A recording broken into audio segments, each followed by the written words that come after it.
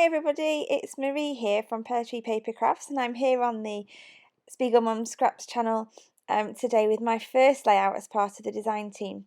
I'm scrapping this picture of my son when he was baby for this layout, and I'm using black cardstock, which is unusual for me because I usually go with white as my background.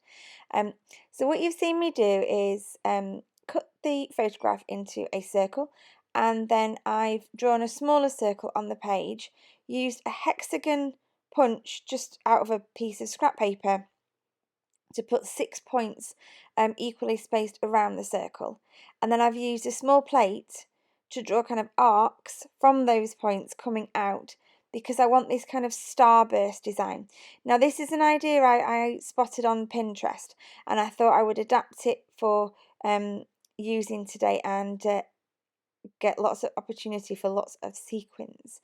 So I've used just white gesso here and my finger, and granted right now this looks really quite messy. You'll see soon it sort of comes together and it doesn't look quite so random and messy. I think mixed media always looks really messy to start with, and sometimes doesn't look how you know it will look in the end, but you just kind of have to have faith that when you've finished faffing with it and moving the paint around and adding the extra bits on that you want, that you know that it will look exactly, or hopefully, or something like what you want it to. And if it doesn't, never mind, because you can always try again. But this one works out really well. So I'm just going around and adding extra bits of paint in, and I'm trying to make the edges look a bit sort of fuzzy and have just gentle sort of sweeping. Now I decided to water some of the gesso down and add lots of spots and splatter, again to give that kind of starry effect on the black page.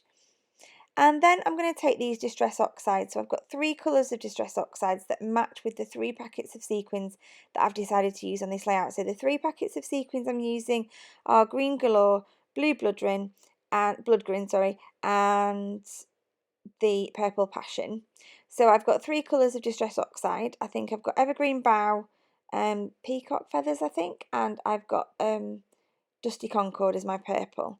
So again, I've just squished them onto that mixed media part of my mat there, and I've just added a little bit of water to them, and then I'm just using my brush to splatter. Now what I did do was I did 2 of the arcs coming out from my circle in purple, 2 in blue and 2 in green. That'll become more obvious in a little while. So this is just white cardstock, and I'm taking a blending brush and I'm just spreading some of that colour onto the cardstock. It doesn't have to go all the way to the edges because I am using this paper to punch. So again, I've done 1 in the green, 1 in the blue and 1 in the purple. I use sort of makeup brushes to spread them around. I find it blends so much more easily than the circular sponge pads. I prefer those. I'm just adding an extra coat to the purple. And then I'm using this awesome punch. Now this punch is, it's really hard to use, it kills your hand, but what it does is it punches out the star, and you can't see it on here, but it punches out the star, but it also embosses the star and makes it 3D and embosses lines into it as well. So you'll notice when I go to stick them on the layout, I use dimensional pads for them, and I then if you have a look on the close-ups, you can see how they are embossed. They look really effective. So I'm just punching out some tiny little stars now to add in. I think I start with 6 of each, and then I think I do some extras. So I then remember that I have a star mask as well, so I decided to just put a few little stars dotted around the layout in all different places, which is why I use that washi tape, because I don't want to end up with kind of half stars. I just wanted whole ones in different positions, and I'm using, it's called Light and Fluffy modelling paste from the Crafters Workshop, which I think I've tried lots of different modelling paste, and that is my favourite. It is really creamy, goes on really easily, and it is really fluffy. So now I'm just backing my photograph on a piece of vellum. I wanted a sort of soft edge to it. I didn't want to just put it straight on. So I popped it on that vellum and I just tore around the edge of the vellum, give it a really rough edge. And now I'm just placing all those stars on. So as you can see, I've got 2 of the arches that are blue, 2 in green and 2 in purple. And I've placed all the different sizes, the 2 different sizes of stars on those bits as well. Just punching out a few extras where I felt I needed them out of that cardstock that I've coloured. And now I'm just popping some single-sided adhesive foam on the back of my photograph, just to give a little bit of dimension. And in the middle that goes, pop that down. And then I'm just going to use some adhesive foam squares on my stars. I've got different sizes of squares and different thicknesses, and the first one I tried was a little bit too thick, so I'm just putting little tiny squares in now to prop those all up. Try and do them quite randomly so that they're not, I didn't want it to feel, it's not symmetrical, but I didn't want it to feel like they were all exactly the same. So now I'm just using a little bit of wet glue out of my fine liner tub to stick down all the tiny little stars. Again, trying to do them in quite random places. I'm just popping them all over. Trying to tie in those colours so that we've got colours of the same colours that I've used on the splatters. I decided that I wanted to do a few more splatters across the top, just in the white, because if you know Distress Oxides, you'll know that they react with water, and they dry in a very interesting way, and it creates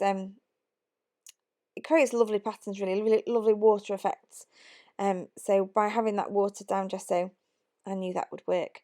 So I'm just using a very small die set that I've got here because the title I want to use is really long. And I looked at my thickers and the white ones that I have, and I pretty much would have used up the whole packet. And I didn't really want to do that, so I decided to cut them out. It takes me quite a while, so I don't make you watch it all. I've cut quite a bit of it out. But there's my title there. So you are made of stardust and wishes and magical things. So now I'm just deciding where I'm going to put them. I knew I wanted to put the words along these arches, and it's just kind of deciding which words are going to go where and how I'm going to fit it all in. But it does fit in surprisingly well, to say that I didn't really plan it out in advance. I knew what I wanted my title to be, but I didn't plan out in advance where my title was going to go. So I'm actually really happy with that.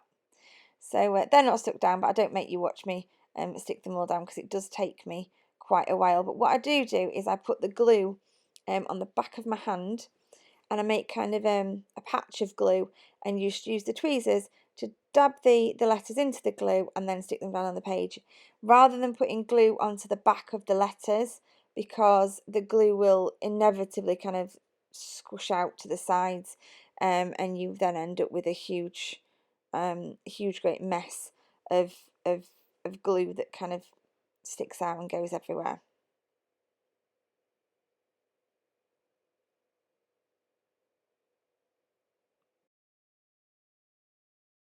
So we're nearing the end of the layout now, and there's not much else that goes on here apart from now my sequins. So this is the first part, this is the Green Galore, and I do exactly the same thing sort of with all of them, and I take a small amount of the glossy accents. I find that sticks sequins down really well, better than my wet glue. And I just randomly place them in and out of the stars in the blue, the purple and the green. I really hope you've enjoyed my layout today. Thank you ever so much for watching. I've really enjoyed it. Remember, if you want 15% off from Spiegelmom Scraps, use my code MarieH15, and that'll get you 15% off all your orders. And thanks for watching. Bye for now.